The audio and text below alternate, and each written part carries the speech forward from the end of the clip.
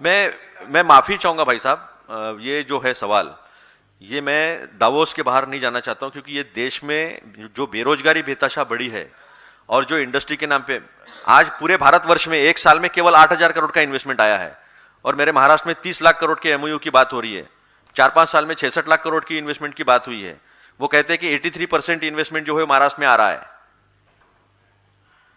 तो इसकी बात तो पहले हो जाए ना, डाइवर्शन करके क्या फायदा है? क्योंकि बेरोजगार जो है वो मर रहा है रोजगार के लिए, हाथ पैरों में संकल बांध के उनको भेजा, डिपोर्ट किया जा रहा है।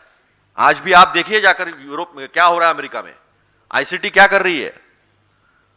सवाल आज बेरोजगारी का है, रोजगार का है। मेरा जो युवा बेरोजगार है उसे रोजगार तो नहीं, लेकिन झूठ परोसा जा रहा है। तो सवाल यह आज बहुत अहम है बाकी कोई भी सवालों से।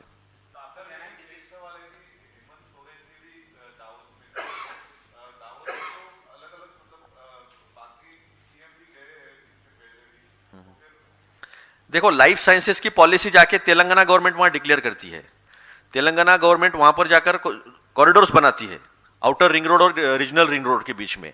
वहां पर मैन्युफैक्चरिंग हब होगा, एमएसएमई का हब होगा, उसके बाद एग्रो प्रोसेसिंग इंडस्ट्रीज होगी। एआई की पॉलिसी वहां जाके डिक्लेयर करते हैं, और एआई को और लाइफ साइंसेस को, थेरापेटिक्स और अलग अलग फार्मास्यूटिकल्स में जो है वो दुनिया का हब बनाना चाहते हैं। वो पॉलिसीज वहां बताते हैं। मुझे बताओ, क्या तेलंगाना के हमारे चीफ मिनिस्टर रेवंत रेड्डी जी ने कुछ ऐसा गलत बताया है? कर्नाटक वाले भी गए, तमिलनाडु वाले भी गए, करीब करीब 10 स्टेट जो है वो गए हैं, लेकिन सबने वहां अपनी पॉलिसीज, हम क्या दे सकते हैं दुनिया को, इन्वेस्टमेंट क्यों आना चाहिए, इसकी बात की है। लेकिन ये जो इन्वेस्टमेंट की बात हुई है, ये फरेब है ना। कोल गैसिफिकेशन का प्लांट क्यों नहीं लगा अब तक? कौन सा प्लांट लगा है?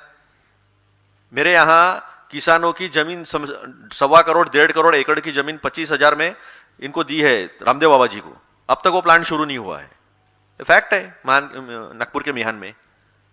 तो आपके पास लैंड कितनी है, आपने लैंड कितनी दी है, कितना प्रोडक्शन शुरू हुआ है, सवाल यह है। आप देखिए तेलंगाना ने वहां पर जाकर क्या बात किया है। पॉलिसी रखी है उन्होंने रखा है कि ये हमारे जोन्स होंगे, हम ये देंगे। छोटी इकोनॉमी है महाराष्ट्र के सामने। उनका जीडीपी 3.5 लाख करोड़ का है, हमारा जीडीपी 50 लाख करोड़ का है, लेकिन उन्होंने पॉलिसी दी है। हमारे पुणे से उद्योग जा रहे हैं बाहर वापस। ये तो खुद डिप्टी सीएम अजित पवार ने कहा वाटोळं झालं, सब खत्म हो रहा है। तो ये सवाल है। अभी किसी भी फिगर पर भरोसा करना यानी अपने आप को धोखा देना है। आईएमएफ ने खुद कहा कि ये सी ग्रेड में है, यानी आप फ्रॉड अकाउंटिंग करते हो। आपका रियल जीडीपी और नॉमिनल जीडीपी में कितना अंतर है? 7.4 और 10.5 to 11%, लेकिन आपका इन्फ्लेशन कितना है? 0.74%। ये भी मैच नहीं होता है।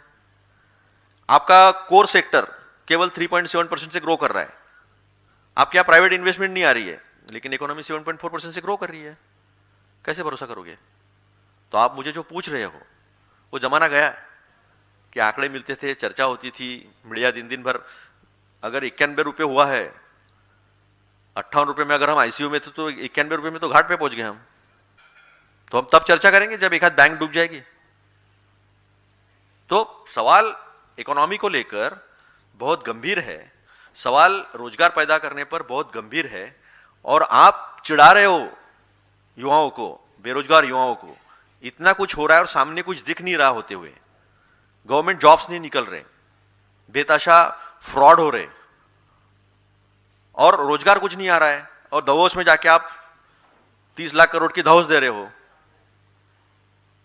तो इनसे एफिशिएंट कोई प्राइम है क्या? प्राइम मिनिस्टर लग के लायक कैंडिडेट देवेंद्र फडणवीस से देखिए आप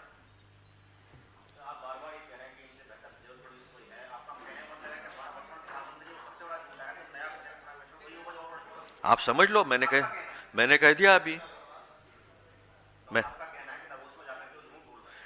देखिए, इस देश में एक मुख्यमंत्री है योगी जी, उन्होंने कहा मणिकर्णिका घाट में एआई का झूठ बता रहे। कल हमारे महाराष्ट्र के लोग पहुंच गए, धनगर समाज के, वहां नाव से पहुंच गए और दिखा दिया, उन्होंने लाइव कर दिया।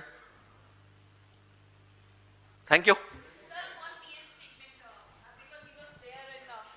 was in Kerala today and he has attacked the Congress party saying that it should be named as MMC, which is Muslim League Maoist Party. What's your response to that? See, I will stick to Davos only. I will stick to investment thing only. नहीं ठीक है, it's fine. It's fine. उन्होंने महाराष्ट्र में MIM के साथ गठबंधन किया है, वो पूछ लेना उनको.